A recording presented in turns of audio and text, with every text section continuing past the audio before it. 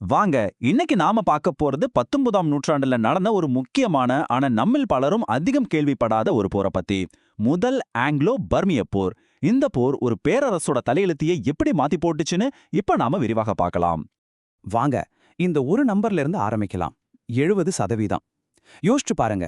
இந்த போர்ல பிரிட்டிஷ் தரப்புல இறந்தவங்கள்ல 100க்கு 70 பேர் எதிரியோட துப்பாக்கி குண்டுக்கு இரையாகல. அப்ப எப்படி செத்தாங்க? வெப்பமண்டல நோய்களால. ஆமா, துப்பாக்கிகளை விட கொசுக்கள் தான் அவங்களுக்கு பெரிய யமனா இருந்திருக்கு.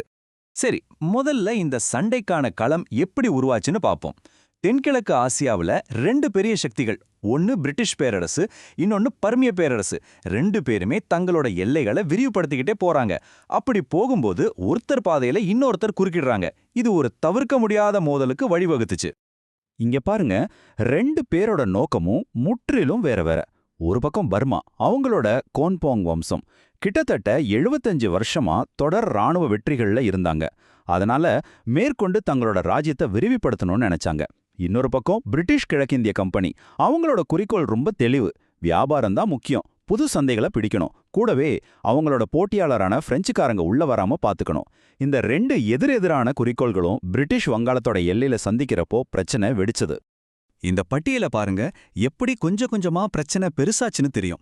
முதல்ல பர்மா அஸ்ஸாம் பக்கம் தன்னோட ராஜ்யத்தை விரிவுபடுத்துது. இது பிரிட்டிஷ் வங்காளத்துக்கு ஒரு அழுத்தத்தை கொடுக்குது. அப்புறம் சின்ன சின்னதா எல்லையில சண்டைகள். கடைசியா ஷால்புரி தீவுல நடந்த மோதல் தான் அந்த கடைசி துரும்பு. அதுக்கப்புறம் பேச்சுவார்த்தைக்கே இடமே இல்ல. மார்ச் 5, 1824ல பிரிட்டிஷ் அதிகாரப்பூர்வமா போர் அறிவிச்சிட்டாங்க. போர் ஆரம்பிச்சதும் பிரிட்டிஷ்க்கு ஒரு பெரிய அதிர்ச்சி காத்துட்டு இருந்துச்சு. அது பர்மாவோட அடர்ந்த காடுகள். அந்த நிலப்பரப்புல சண்டை போடுறதுல பர்மிய ராணுவம் கில்லாடிங்க. ஆனா இத பிரிட்டிஷ்காரங்க சுத்தமா கணக்குல எடுத்துக்கல, குறைச்சலா மதிப்பிட்டுட்டாங்க. உண்மைதாங்க. பல வருஷமா அந்த காட்டுக்குள்ளேயே சண்டை போட்டு பழகின பர்மிய ராணுவத்துக்கு முன்னாடி பிரிட்டிஷோட நவீன ஆயுதங்கள், அவங்களோட டெக்னாலஜி எதுவுமே பெருசா எடுபடல. அந்த நிலப்பரப்பே பர்மியர்களுக்கு ஒரு பெரிய ஆயுதமா இருந்துச்சு. இது பிரிட்டிஷ் படைகளோட முன்னேற்றத்துக்கு பெரிய தடையா நின்னுச்சு. இந்த சமயத்துல தான் பர்மாவோட ஒரு சூப்பர் ஸ்டார் ஜெனரல் வராரு, மகாபந்துலா. ரொம்ப புத்திசாலியான தளபதி. அவரோட போர்த்தந்திரம் பிரிட்டிஷ திணறடிச்சுது. ராமு போர்ல பிரிட்டிஷ் துருப்புகளை தோற்கடிச்சதோட நிக்காம காக்ஸ் பஜாரையும் கைப்பற்றினாரு. இது கல்கத்தாவுக்கே நேரடி அச்சுறுத்தலை ஏற்படுத்துச்சு. இந்த வெற்றி சாதாரண விஷயம் இல்ல. சிட்டாகாங்ல இருந்து கல்கத்தா வரைக்கும் ஒரே பீதி. பர்மிய ராணுவம் எங்க கல்கத்தாவுக்கே வந்துடுமோன்னு பயந்து அங்கிருந்த ஐரோப்பியர்கள் எல்லாம் சேர்ந்து தனியா ஒரு படையையே உருவாக்குனாங்க. இதுல இருந்தே பர்மியர்களோட வலிமைய பிரிட்டிஷ்காரங்க எவ்வளவு குறைச்சு மதிப்பிட்டாங்கன்னு நமக்கு நல்லாவே புரியுது. ஆனா பர்மாவோட இந்த வெற்றி ரொம்ப நாள் நீடிக்கல. பிரிட்டிஷ்காரங்க அவங்களோட கேம் பிளானையே மாத்துனாங்க. அந்த ஒரு போரோட போக்கையே தலைகீழா மாத்திடுச்சு. அந்த திருப்பு முனைய இப்ப நாம பாப்போம். இது ஒரு செம மாஸ்டர் ஸ்ட்ரோக். காட்டுக்குள்ள நேரடியா சண்டை போடுறத விட்டுட்டு அவங்க செஞ்ச ஒரு விஷயம் பர்மாவை மொத்தமா ஆட்டங்காண வச்சது. மே 1824ல 62 கப்பல்கள்ல 10,000க்கும் மேற்பட்ட வீரர்களோட யாங்கோன் மேல ஒரு பெரிய தாக்குதல் நடத்தினாங்க. இத பர்மியர்கள் சுத்தமா எதிர்பார்க்கல. மகாபந்துலாவோட திறமைய பிரிட்டிஷ்காரங்க எந்த அளவுக்கு மதிச்சாங்கன்னு பாருங்க. படையெடுப்பை பத்தி கேள்விப்பட்டதும் யாங்கோனை காப்பாத்த அவர் ஒரு நீண்ட கடினமான அணிவகுப்பை மேற்கொண்டு வந்தார். அவரோட வேகத்தையும் திறமையும் பார்த்து மிரண்டு போன பிரிட்டிஷ் வீரர்கள் அவருக்கு சேபிள் போனாபார்ட் அப்படின்னு ஒரு பட்ட பேரே வச்சாங்க. யாங்கோனை சுற்றியுள்ள போர்கள்ல டெக்னாலஜி ஒரு பெரிய வித்தியாசத்தை ஏற்படுத்துச்சு.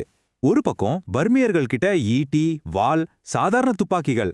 ஆனா இன்னொரு பக்கம் பிரிட்டிஷ் கிட்ட மேம்பட்ட பீரங்கிகள், வெடிக்கிற குண்டுகள், அதுலயும் குறிப்பா கான்க்ரீவ் ராக்கெட்டுகள்னு ஒரு புது ஆயுதம் இருந்துச்சு.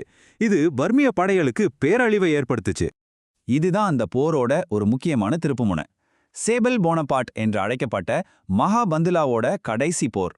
போர்க்களத்துல தன் வீரர்களுக்கு தைரியம் சொல்லிட்டு இருந்தப்போ ஒரு பிரிட்டிஷ் மோர்டார் குண்டு நேரா அவர் மேல வந்து விழுந்துச்சு. அவரோட மரணம் பர்மிய படைகளோட மன உறுதியையும் தலைமை அமைப்பையும் மொத்தமா உடைச்சிடுச்சு. அவங்களுடைய மிகச்சிறந்த தளபதி விழுந்ததும் எதிர்ப்பும் பலவீனமாயிடுச்சு. இப்போ போரோட கடைசி கட்டத்துக்கு வர்றோம். தோத்து போன பர்மிய பேரரசு மேல சுமத்தப்பட்ட சமாதான ஒப்பந்தம் எவ்வளவு கொடூரமா இருந்துச்சுன்னு இப்ப பார்க்கலாம். இந்த யாண்டப உடன்படிக்கைங்கிறது பர்மாவுக்கு விழுந்த மரண அடி. அதோட நிபந்தனைகள் ரொம்பவே கடுமையானவை. முதல்ல அஸ்ஸாம் மாதிரியான பெரிய பகுதிகளை பிரிட்டிஷ் கிட்ட கொடுக்கணும். ரெண்டாவது, மத்த சில பகுதிகளில் தலையிடவே கூடாது. மூணாவது, 1 மில்லியன் பவுண்ட் ஸ்டெர்லிங் நஷ்டஈடு கட்டணும். இது ஒரு மலைப்பான தொகை. கடைசியா பர்மாவோட தலைநகர்லயே ஒரு பிரிட்டிஷ் பிரதிநிதியை அனுமதிக்கணும். இது வெறும் தோல்வி இல்ல, இது ஒரு பேரரசை முடக்கிறதுக்கு சமம். சரி, போர் முடிஞ்சிச்சு. ஆனா அதோட பாதிப்புகள், அதுதான் ரொம்பவே பயங்கரமா இருந்துச்சு. ஜெயிச்சவங்களுக்கும் சரி தோத்தவங்களுக்கும் சரி இந்த போர் ஒரு பெரிய விலையை கொடுத்தது. பிரிட்டிஷுக்கு ஏற்பட்ட மனித இழப்பு பாருங்க, உங்களுக்கே அதிர்ச்சியா இருக்கும். போர்க்களத்துல குண்டுபட்டு செத்தவங்க 3000 பேர்னா நோயால செத்தவங்க 12,000 பேர். அதாவது 4 மடங்கு அதிகம். இதுல இருந்தே தெரியுது அந்த போரோட உண்மையான எதிரி யாருன்னு. ஜெயிச்ச பிரிட்டிஷுக்கும் இது ஒரு பெரிய நஷ்டம்தான். யோசிச்சு பாருங்க, 13 மில்லியன் பவுண்ட் செலவு. இந்த பிரம்மாண்டமான செலவு பிரிட்டிஷ் இந்தியால ஒரு பெரிய பொருளாதார நெருக்கடியை உருவாக்குச்சு. இதனால கிழக்கிந்திய கம்பெனி சீனா கூட வர்த்தகம் செய்யறதுல அவங்களுக்கு இருந்த ஏகபோக உரிமையே இழந்துடுச்சு. அந்த 1 மில்லியன் பவுண்ட் நஷ்டீடு எவ்வளோ பெரிய தொகைன்னு புரிய வைக்க இத பாருங்க. அப்போ ஐரோப்பாலேயே அது ஒரு மலைப்பான தொகை. ஆனா பர்மாவோட யதார்த்தம் என்னன்னு தெரியுமா? ஒரு சாதாரண கிராமவாசிக்கு மாச செலவே வெறும் 1 கியாட் தான். அப்படிப்பட்ட நாட்டு மேல இவ்ளோ பெரிய தொகையை சுமத்துனது அவங்க கருவூலத்தை பல தலைமுறைகளுக்கு திவாலாக்கிடுச்சு. சுருக்கமா சொல்லணும்னா இந்த போர் ஒரு சுதந்திர பர்மாவோட முடிவின் ஆரம்பம். இது அவங்களோட தேசிய பெருமையை மொத்தமா சிதைச்சிடுச்சு. ஒரு முழு தலைமுறை ஆண்களே இந்த போர்ல அழிஞ்சு போனாங்க. இந்த அவமானமும் தோல்வியும் தான் பின்னாடி மேலும் 2 போர்களுக்கு வழிவகுத்து கடைசியா 1885ல பர்மா முழுமையாக பிரிட்டிஷ் ஆட்சியின் கீழ் வர காரணமா அமைஞ்சது.